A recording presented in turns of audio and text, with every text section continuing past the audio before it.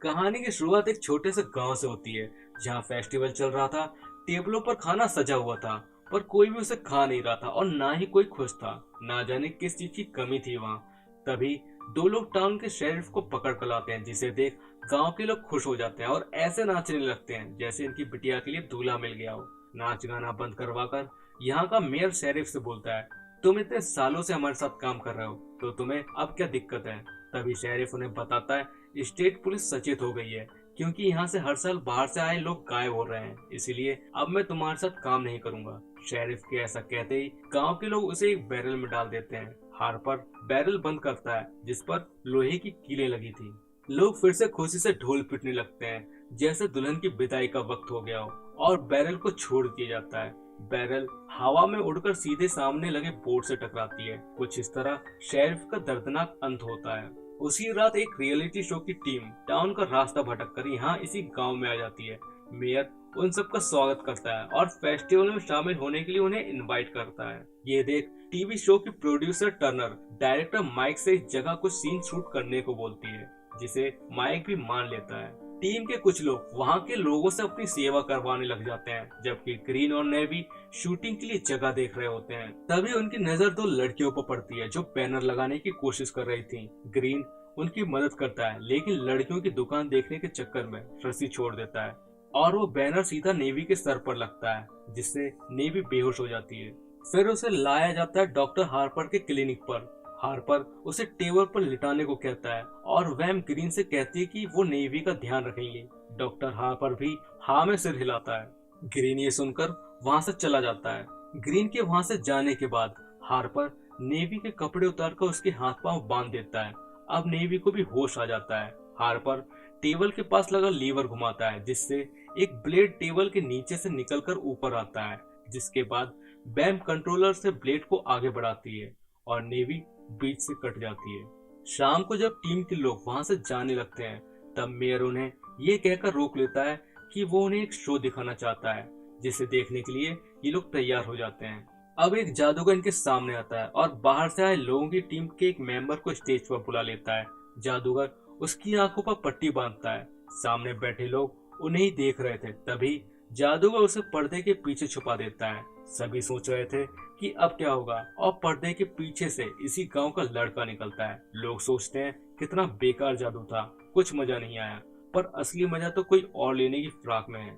Jack को नहीं पता था कि उसके साथ क्या होने वाला है। तभी एक लंबू उसे पकड़ लेता है और पीछे की तरफ मोड़कर उसे तोड़ देता है, फिर उसका मांस खाने लगता है।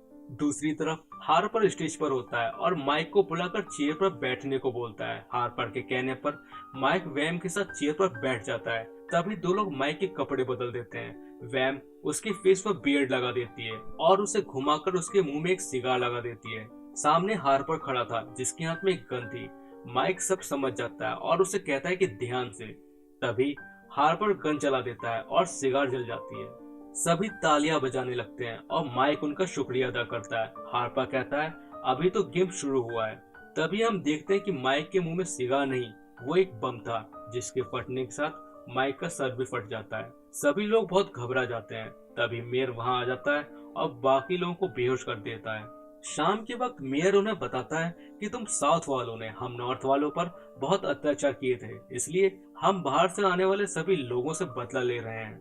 थोड़ी देर बाद वो सभी अपनी रस्सी खोलकर आजाद हो जाते हैं और अलग अलग होकर वहां से निकलने की कोशिश करते हैं। ग्रीन उस बस को सही कर रहा था जिसमें वो लोग यहाँ आए थे। उसके बाद जब वो बैन एक साथ होता है, तब उसे एक ड्रम से गन मिलती है। वो दोनों वहां से बाहर निकलने की कोशिश करते हैं, लेकिन घूम फिर कर उसी जगह आ जाते हैं। फिर ये दोनों यहाँ से अलग अलग होकर बाहर निकलने का रास्ता ढूंढने लगते हैं। अब हम देखते हैं टर्नर को, जिसके साथ चिंकी और पिंकी थी। वो भी बाहर निकलने की बहुत कोशिश करते हैं, लेकिन घूम फिर कर उसी जगह आ जाते हैं। टर्नर सामने रखे फावड़े से गड्ढा खोदने लगती है, जिसे किसी ने थोड़ी देर पहले खोदा था। वो देखना चाहती थी कि इसके नीचे क्या है। तभी चिंकी को एक गन मिल जाती है और वो गलती से टर्नर पर चला देती है। गोली उसके हाथ पर लगती है, जिस पर पिंकी पट्टी बांध देती है और अब वो दोनों उसे खड़े होकर चलने को कहते हैं। तभी टर्नर गिर जाती है, जिससे उसके घुटने पर चोट आती है। अब वो गुस्से में उन दोनों को वहां से भगा देती है। दूसरी तरफ वैम और ग्रैनी को लगता है कि कोई बॉक्स में छुपा है, पर वो जिसे ढूंढ रही थी वो इनके ऊपर पेड़ पर था। इनके जाने के बाद वो राहत की सांस लेता है। तभी एक लड़का गुलेल की मदद से उसे नीचे गिरा देता है, लोहे के नुकीले रॉड्स पर। वहीं गांव के लोगों ने बेनी को पकड़ लिया था और उन लोगों ने सीन को ऐसे एडजस्ट किया था कि मार्क पर सेब के लगते ही बेनी को फांसी लग जाए। तभी मेयर एक सेब को निशाने पर मार देता है, जिससे बेनी नीचे आ जाती है। उसे लगा उनका प्लान फेल हो गया और वो उन्हें गालियां देने लगती है।